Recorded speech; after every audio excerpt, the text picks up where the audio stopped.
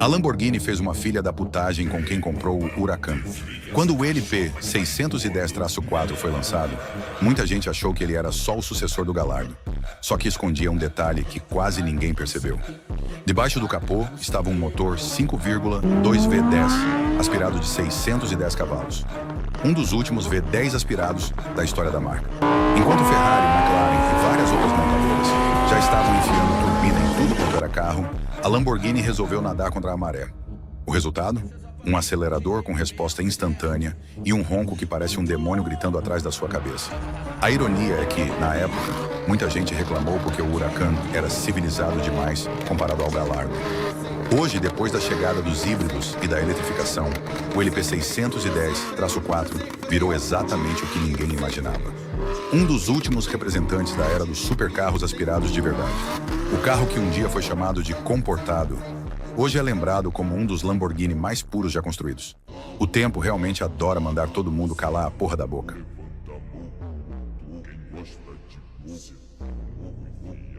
Esse Mercedes é tão absurdo que muita gente acha que ele nem existe.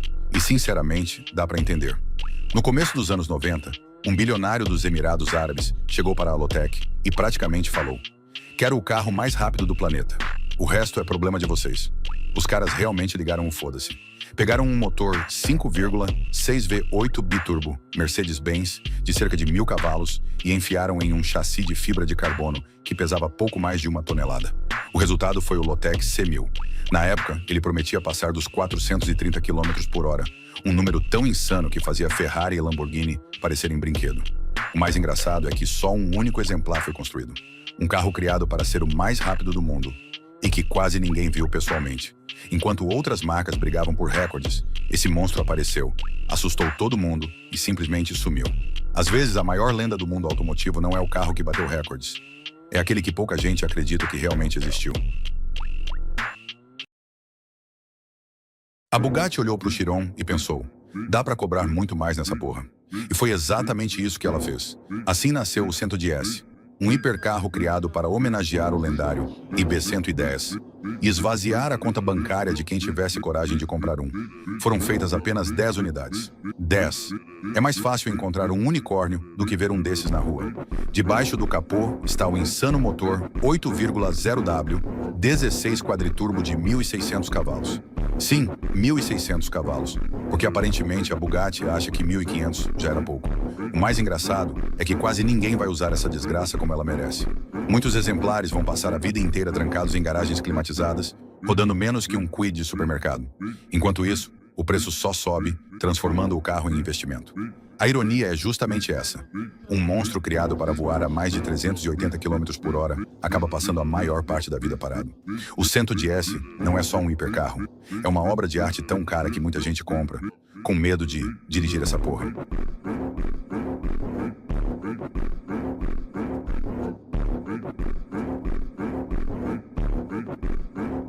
A Mazda venceu Le Mans e a FIA praticamente garantiu que isso nunca mais aconteceria. Parece teoria da conspiração, mas a história é real. Em 1991, a Mazda chegou às 24 horas de Le Mans com o 787B, um carro que fazia um barulho tão absurdo que parecia um caça decolando. Debaixo da carroceria estava um motor 2,6 rotativo de 4 rotores aspirado, capaz de entregar cerca de 700 cavalos em configuração de corrida. Contra todas as expectativas, o 787B derrotou gigantes como Mercedes e Jaguar e se tornou o primeiro carro japonês a vencer a prova. Só que a festa durou pouco. No ano seguinte, o regulamento mudou e motores rotativos deixaram de ser permitidos na categoria principal. Muita gente até hoje acredita que a mudança aconteceu porque ninguém queria ver aquele motor diferente dominando a competição. Coincidência ou não, a Mazda nunca mais pôde defender sua vitória com o mesmo projeto. O 787B entrou para a história não só por vencer Le Mans, mas por ser o carro que fez o motor rotativo desaparecer da maior corrida de endurance do mundo.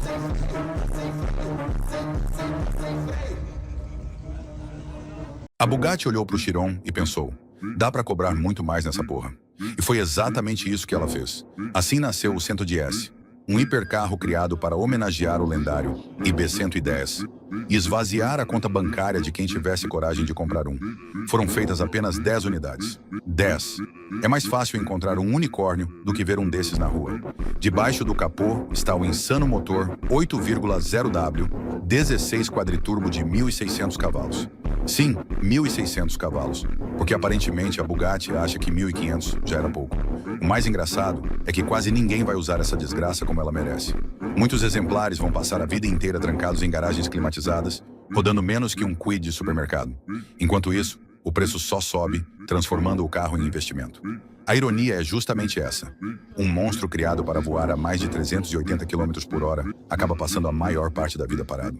O 110 não é só um hipercarro. É uma obra de arte tão cara que muita gente compra, com medo de dirigir essa porra.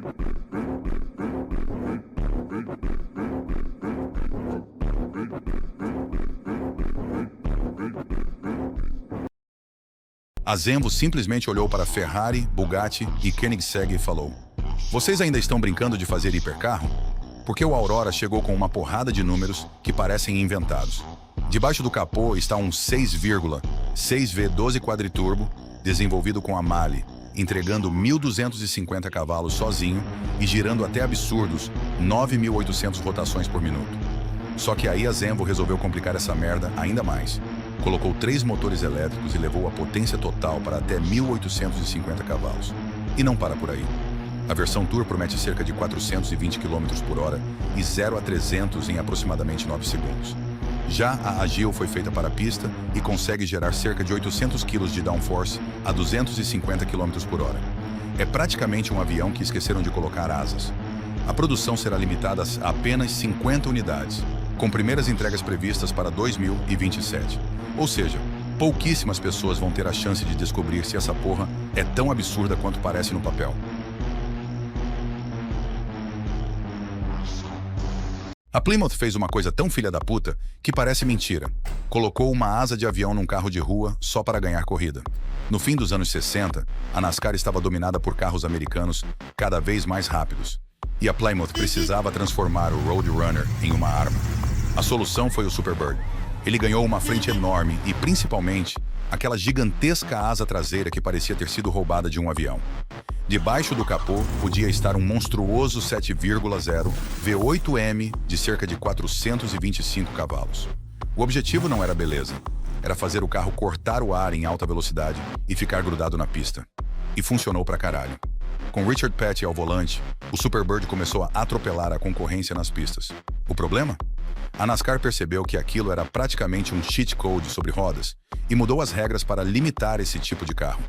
A Plymouth criou uma máquina tão eficiente que precisou vender versões de rua para homologação. Hoje, aquela asa absurda virou uma das silhuetas mais reconhecíveis da história dos muscle cars. O Superbird não precisava parecer normal, porque ele foi feito para vencer. A Renault fez um carro tão futurista que parece ter sido desenhado por alguém que tomou 3 energéticos e decidiu ignorar completamente o bom senso. Esse é o Trezor. Apresentado em 2016, ele parecia menos um carro e mais uma nave espacial procurando onde estacionar. E o mais curioso está debaixo da carroceria. Ele usava um motor elétrico de Fórmula E com cerca de 350 cavalos e 380 Nm de torque. Só que a Renault não queria fazer apenas um carro rápido. O Trezor foi criado para mostrar como seriam os futuros esportivos da marca. Até a entrada no carro era completamente maluca. O teto inteiro se levantava junto com o para-brisa, como se você estivesse entrando numa nave. E por dentro, praticamente tudo parecia saído de um filme de ficção científica. O mais engraçado é que muita coisa parecia impossível de produzir em série. E justamente por isso o Trezor virou um dos conceitos mais marcantes da Renault.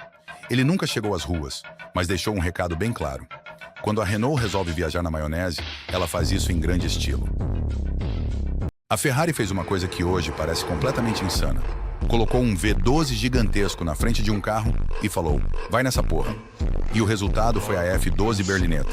Em 2012, ela chegou para substituir a 599 GTB e trouxe um motor 6,3 V12 aspirado de 740 cavalos, girando até 8.700 rotações por minuto. Só que o absurdo não era apenas a potência. A F12 conseguia passar dos 340 km por hora e fazia de 0 a 100 em cerca de 3,1 segundos. E tem uma ironia maravilhosa nisso. Enquanto o mundo começava a correr atrás de turbinas, híbridos e motores menores, a Ferrari resolveu fazer um dos seus últimos grandes V12 aspirados. Sem motor elétrico para dar aquela ajudinha, sem turbo para esconder a resposta do acelerador, era você, o V12 e uma quantidade completamente desnecessária de velocidade. A F12 berlineta não precisava gritar que era especial. Bastava ligar o motor. E quando aquele V12 começava a berrar perto das 9.000 rotações, qualquer discurso sobre eficiência podia ir tomar no cu. Era a Ferrari dizendo adeus à velha escola do jeito mais bonito possível. A BMW cansou de perder e resolveu acabar com a festa da Mercedes. No fim dos anos 90, a Mercedes dominava as corridas de endurance e parecia impossível de derrotar. Só que a BMW apareceu com uma resposta à altura. O V12 LMR. Debaixo da carroceria estava um monstruoso motor, 6, um V12 aspirado de cerca de 580 cavalos. Pode até não parecer muito hoje, mas o segredo nunca foi a potência. A BMW focou em confiabilidade, porque em Le Mans não adianta ser o mais rápido se seu carro explode no meio da corrida. E foi exatamente isso que aconteceu com a rival. Enquanto alguns Mercedes CLR simplesmente decolavam por problemas aerodinâmicos, a BMW fazia o básico, continuava andando. Resultado? O V12 LMR venceu as 24 horas de Le Mans em 1999 e estragou completamente os planos da Mercedes. O mais engraçado é que essa foi a primeira, e até hoje, a única vitória geral da BMW na prova. Os caras apareceram, ganharam a corrida mais difícil do mundo, mandaram um belo foda-se para a concorrência e nunca mais voltaram com um protótipo de fábrica.